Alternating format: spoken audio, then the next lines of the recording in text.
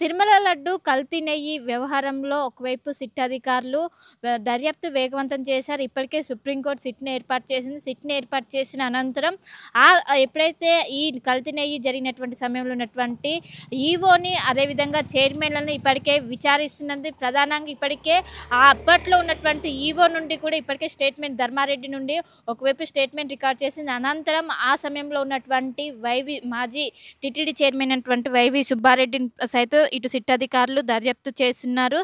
ప్రధానంగా తను అనారోగ్య కారణంగా సిట్ ఆఫీస్‌కి రాలేనని చెప్పడంతో హైదరాబాద్‌లో ఉన్నటువంటి తన నివాసంలోనే సిట్ అధికారులు వచ్చి విచారణ చేస్తున్నారు. నిన్న సుమారు 7 గంటల పాటు విచారణ జరిగింది. ఒకవైపు ఆ సమయంలో కాంట్రాక్ట్‌లు వేరే వాళ్ళకి ఎందుకు ఇవ్వాల్సొచ్చింది? గతంలో కర్ణాటకకి సంబంధించినటువంటి వాళ్ళ దగ్గర కాంట్రాక్ట్ కానీ తర్వాత భోలేబాబాకు సంబంధించినటువంటి వాళ్ళకి కాంట్రాక్ట్ ఎందుకు ఇవ్వాల్సొచ్చిందని కూడా ఒకవైపు సిట్ అధికారులు అనేక విధాలుగా ఇప్పటికే ఒకవైపు సుబ్బారెడ్డికి సంబంధించినటువంటి పిఏ అదుపులో ఉన్నారు. పిఏ నుండి కూడా చాలా వరకు కూడా కీలకమైనటువంటి ఇన్ఫర్మేషన్ తీసుకున్నారు. అనంతరం ఆయన ఇచ్చినటువంటి ఏదైతే స్టేట్మెంట్ ఆధారంగా ఇప్పుడు వైవి సుబ్బారెడ్డిని చేస్తున్నారు.